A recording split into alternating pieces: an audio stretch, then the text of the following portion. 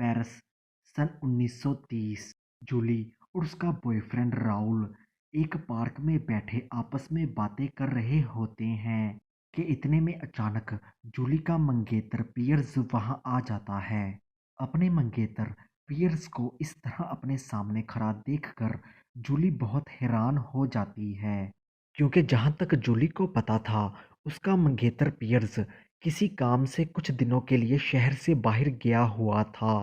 अपनी मंगेतर जूली को इस तरह एक गैर मर्द के साथ देखकर पियर्स को बहुत गुस्सा आता है और वो बदला लेने के लिए अपनी मंगेतर जूली के नए आशिक राउल को एक तलवारबाजी के मुकाबले का चैलेंज करता है। राउल, जो कि जूली को पाने के लिए कुछ भी करने के लिए तैयार था, बिना कुछ सोचे समझे पियर्स के उस चैलेंज को कबूल कर लेता है।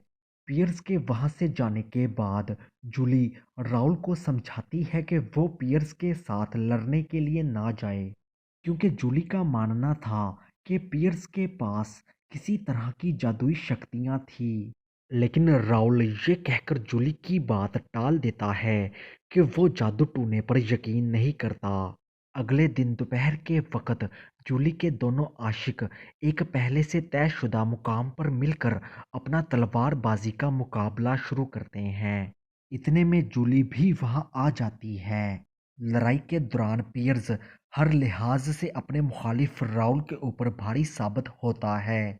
ये देखकर राउल चुपके से अपनी जेब में से एक शीशे का टुकड़ा निकालता है और उस शीशे के टुकड़े को पियर्स की तरफ इस तरह से मोड़ता है कि सूरज की शुआएं उस शीशे के साथ टकराकर सीधा पियर्स की आंखों में पड़ती हैं, जिससे पियर्स थोड़ी देर के लिए अंधा हो जाता है और राउल इस चीज का पूरा फायदा उठाता है।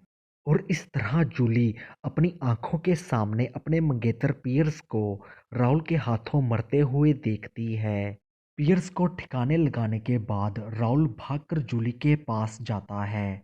जब राउल और जूली एक साइड पर खड़े आपस में कुछ बात कर रहे होते हैं, तो इसी दौरान पियर्स की लाश के पास से एक आदमी वहां आकर उन दोनों को पियर्स के वो आखिरी अल्फाज बताता है जो उसने मरने से पहले बोले थे।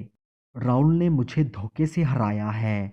मैं हर हाल में राउल से अपनी मौत का बदला लेने के लिए वापस आऊंगा।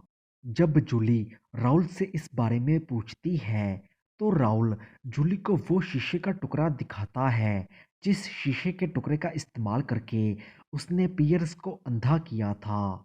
जूली, जो कि पहले ही ये मानती थी कि पियर्स किसी तरह का जादू टूना जानता था, पियर्स के बोले हुए वो आखिरी अल्फाज सुनकर अपनी मोहब्बत और राउल की सेफ्टी के लिए बहुत फिक्रमंद हो जाती है।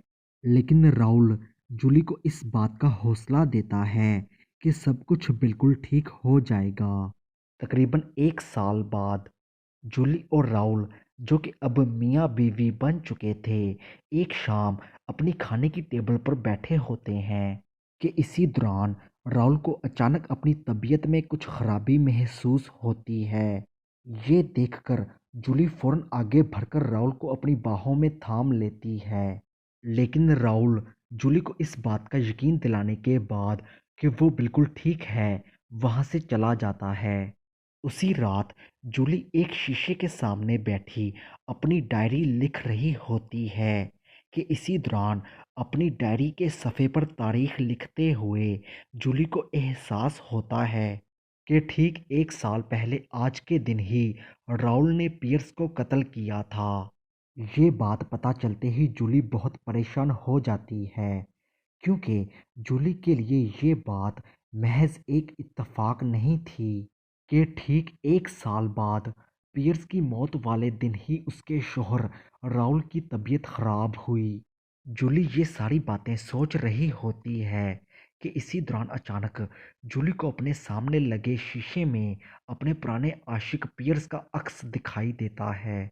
क्या उसके सामने शीशे में वाकई ही पियर्स खड़ा था, या फिर वो सिर्फ उसका वहम था?